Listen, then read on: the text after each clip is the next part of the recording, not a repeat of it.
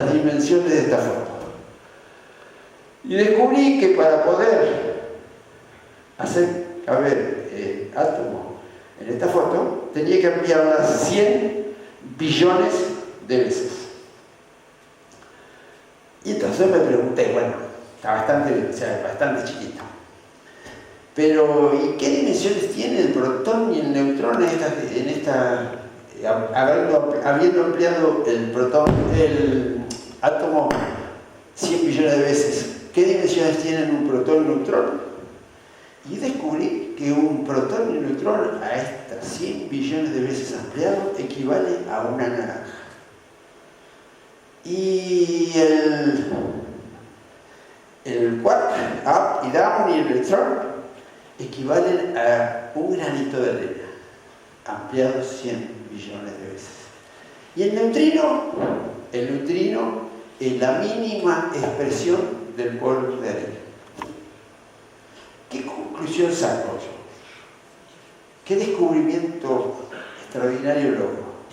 Es que en realidad un átomo, toda su materia se encuentra en su núcleo. Y los átomos son en un 99% espacio vacío. ¿Qué quiere decir eso?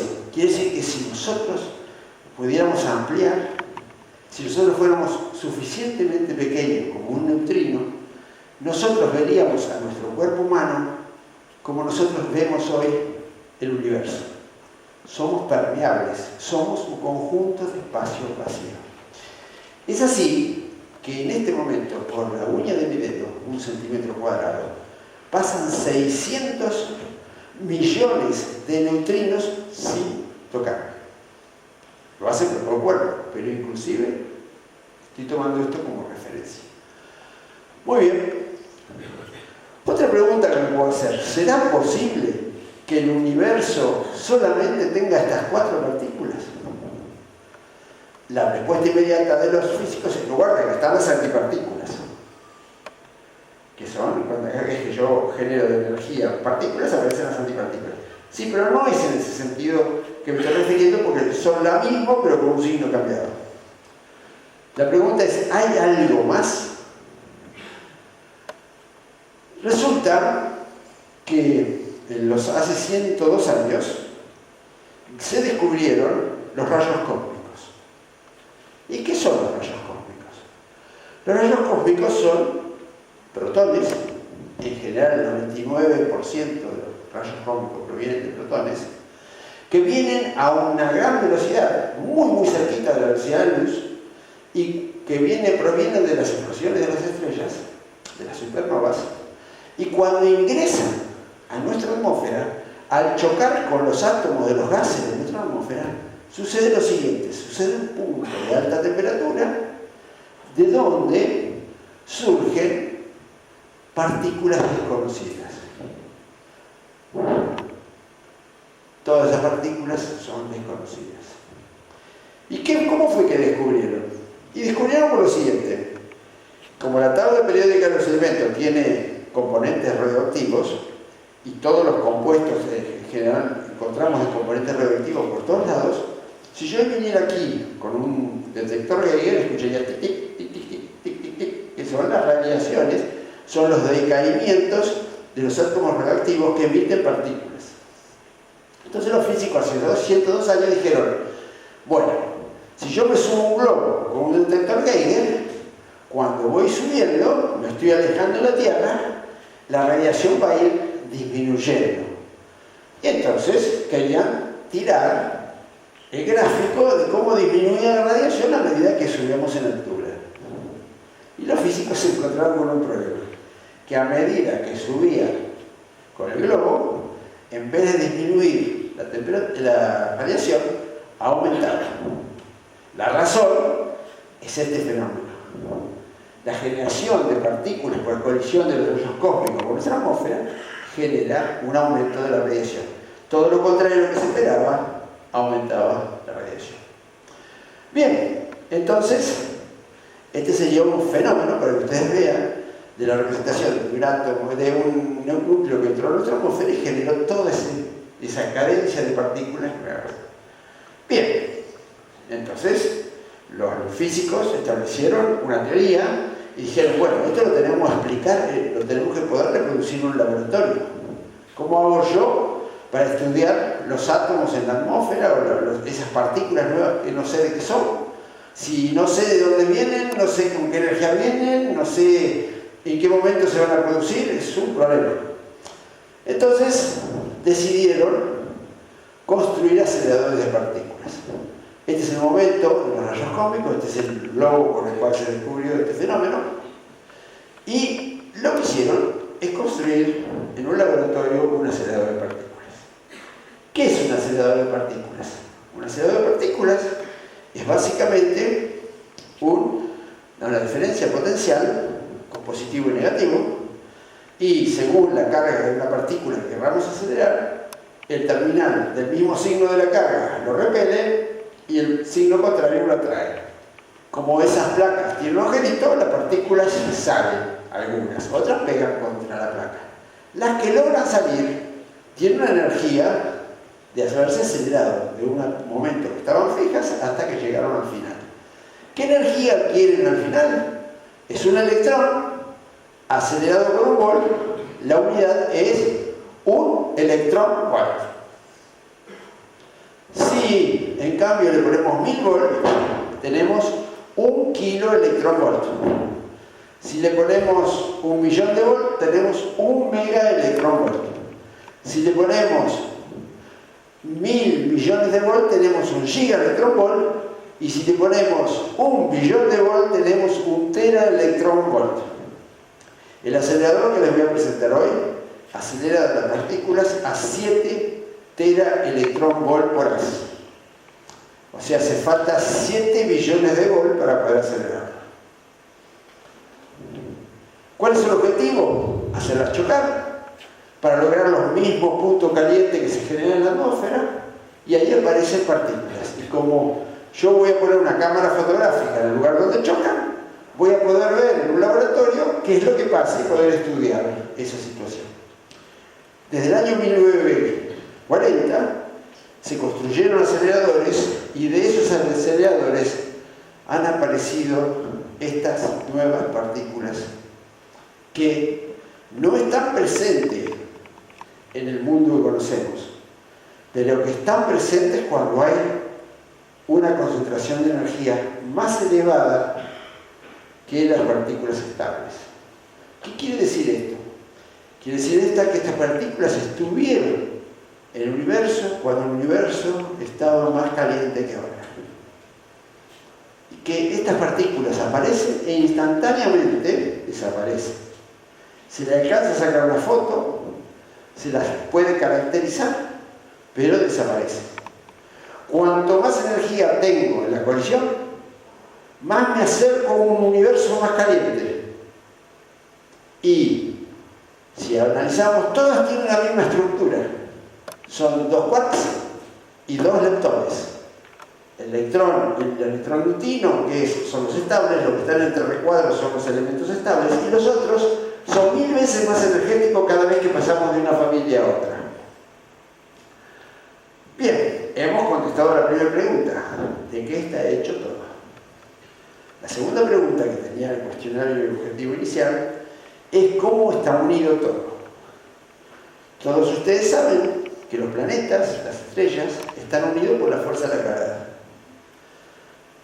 La fuerza gravitacional G, multiplicado por el producto de las masas y dividido el cuadrado de la distancia, nos da cuál es la fuerza de atracción. La conocemos perfectamente en la ecuación, pero no conocemos quién es el que se ocupa de ejercer esa fuerza. Al día de hoy es una incógnita. Ya van a ver por qué. Los átomos tienen un núcleo positivo y electrones negativos. ¿Qué hubiera sido la lógica? La lógica es que los electrones son atraídos por los protones y se van al centro. Sin embargo, cuando los electrones quieren acercarse al núcleo, aparece una fuerza que se llama la fuerza electromagnética, que los repele y hacen que el sistema se mantenga en equilibrio. Sería equivalente a lo siguiente. Tomo a la siguiente que está aquí como ejemplo. Imaginemos que usted viene en un bote y yo vengo en un bote y vamos a chocar. Imaginemos que usted tiene carga positiva y yo tengo carga negativa y nos estamos atrayendo. Como yo tengo en mi mano una pelota de fútbol, que es el fotón. Cuando yo me acerco demasiado al alcance de la pelota de fútbol, se la tiro y usted la atrapa. Cuando yo tenga que hacer fuerza sobre el bote para tirársela, tengo una contrarreacción hacia atrás. Y usted al recibirla tiene un impulso hacia atrás y nos volvemos a alejar. Es el mecanismo, cómo funciona, se conoce perfectamente quién es el elemento y es el fotón. El núcleo. El núcleo está formado por protones positivos. Tendría que tenderse a disgregar. Sin embargo, se mantiene unido y muy chiquito y muy concentrado. Eso es consecuencia que hay una fuerza que se conoce perfectamente, que se llama gluón, que de inglés pegote, que hace que el núcleo se mantenga unido.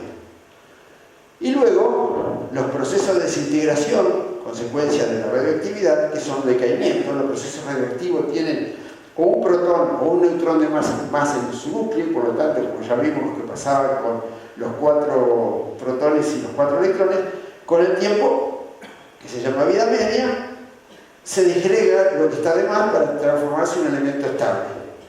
Eso está gobernado por una fuerza débil, que son 2 bosones W y Z.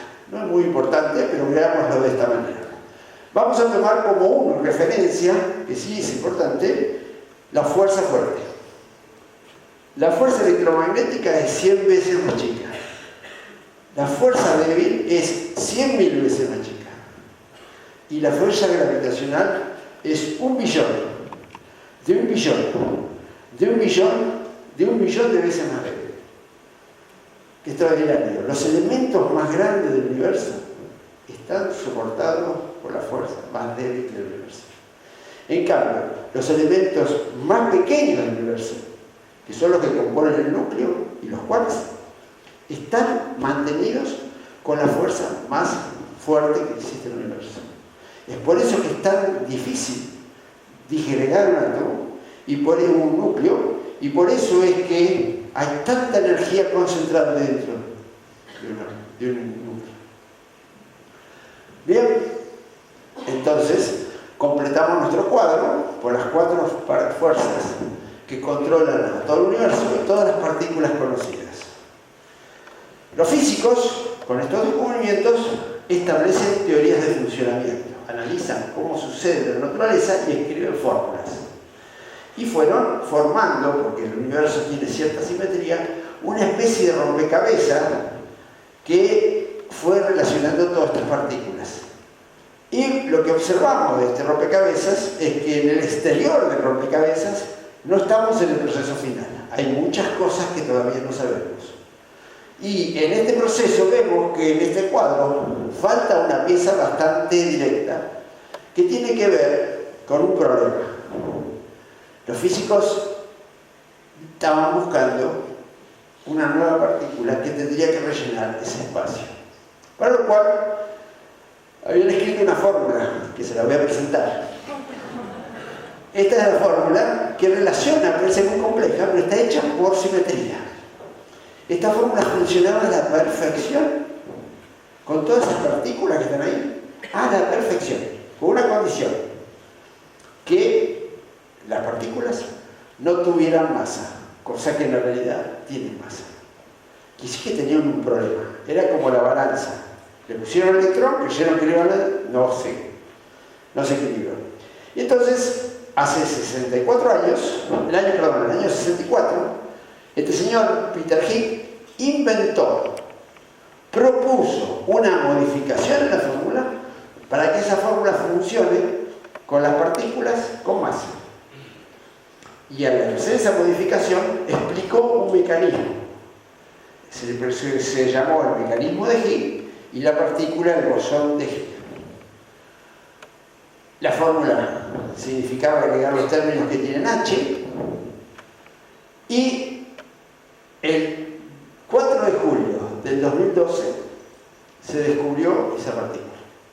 De la misma manera que se descubrió el neutrino, el 4 de julio, con este acelerador, se descubrió esa partícula. Esa partícula entonces permite explicar cómo las partículas adquieren masa, que es una de las cosas fundamentales para entender el universo. Entonces, ¿cómo se encontró? Se usó un acelerador de partículas que vienen dos partículas en sentido contrario, o sea, el acelerador de partículas sería dos haces de partículas que vienen en sentido contrario, chocan con una gran energía, se calientan y aparece el bosón de Higgs. Y ese bosón de Higgs, como está dentro de la fórmula, tiene que morir de una forma determinada. Y la forma determinada es, volvemos para atrás, aparece, decae en 2 bosones Z y luego decae en 4 mu. Visto dentro de la máquina de foto es esto. Se detectan los bosones mu que salen del detector y dejan sus trazas. Si eso sucede, quiere decir que ahí hubo el nacimiento y la muerte de un bosón de Higgs, con una estadística suficientemente alta. Esta sería una foto como lo que se espera encontrar. Antes de seguir, esto, digamos, va a ser el objetivo, fue el objetivo inicial de este acelerador. Hoy quedan muchas cosas sin cerrar, ese fenómeno rompecabezas, y como este acelerador acaba de arrancar hace un mes y medio, con muchísima más energía que lo que tuvo cuando empezó en el año 2009, se espera que este acelerador pueda descubrir cosas, que hay ya teorías, que completen ese rompecabezas o por lo menos avancemos algún pasito más. Vamos a ver, esta es una foto de una revista americana que explicaba el fenómeno del Big Bang. Lo pusieron a Einstein fumando la pipa es el punto caliente, y a medida que el universo se va expandiendo, se va enfriando. Y esa sería la representación de esta revista. Entonces vamos a analizar cómo funciona el Big Bang. El Big Bang es una gran expansión que sucedió hace 13.700 millones de años, que dio origen a todo nuestro universo. Ese universo hoy se está expandiendo. Quiere decir que cada vez es más grande. Si ustedes están de acuerdo con esto, no les cuesta pensar que hace 5 minutos era más chico. Y hace 100 años era mucho más chico. Y hace 13.700 millones de años, este universo estaba todo concentrado en un punto. Ese punto, no se sabe cómo, por alguna razón, se expandió violentamente, como yo les dije, con temperaturas, el color de la pantalla, la indicador de temperatura, de millones de grados por encima de nuestros soles. Toda la materia se encontraba como derretida, se llama quark, gluón, plasma, o sea, todos los elementos del universo estaban derretidos. El universo se expande y se va enfriando. Llega un momento que aparecen las primeras partículas de la tabla periódica de elementos, las que están más aceleradas. Esas partículas empiezan a aparecer y desaparecer. Por ejemplo, si aparecen, tiene que aparecer la partícula y la antipartícula, como sucede en este momento. Y ahora de nuevo. Pero si se encuentran una partícula y una antipartícula, se van a aniquilar. Este proceso duró algunas milésimas de segundo. Luego de un tiempo, el universo se siguió enfriando y los protones empezaron a aparecer. Es decir, que los quarks se interrelacionaron dentro del protón y se generaron los primeros protones y neutrones. Y los primeros protones y neutrones generaron iones. Ese sería un ion de helio. El protón solito sería un ion de hidrógeno. También aparecieron los electrones, pero había tanta temperatura que los electrones quisieron conformar átomos y no pudieron porque la pelota venía demasiado fuerte. Hasta que hubo necesidad que el universo se siguiera enfriando, tardaron 300.000 años para llegar a esa condición, De tal forma que un electrón empezó a rodear el núcleo de átomo de hidrógeno. En ese momento todo el universo se convirtió en neutro, la luz comenzó a fluir y hoy podemos tener fotos de ese momento. Es la foto que tenemos cuando nosotros miramos un televisor que no tiene entrada de canal y vemos esa pantalla que hace shhh. Eso que ves son la luz que proviene del momento de 300.000 años después del Big Bang. Quiere decir que el universo era una gran nube de helio e hidrógeno, no uniforme. Se empezó a juntar por efecto de la gravedad, esa nube de hidrógeno se comprimió, se calentó y aparecieron los soles. Los soles, según su tamaño, generaban todos los elementos de la tabla periódica y cuando se les terminaba el hidrógeno, si era más grande, 3 veces y medio de nuestro Sol, generaban todos los otros elementos, explotaban y desparramaban en el universo los componentes que habían fabricado. Y así un proceso de 13.700 millones de años, hasta que hace 4.000 millones de años, en nuestra galaxia, la Vía Láctea, una nube de hidrógeno más pequeña se comprimió y apareció nuestro Sol.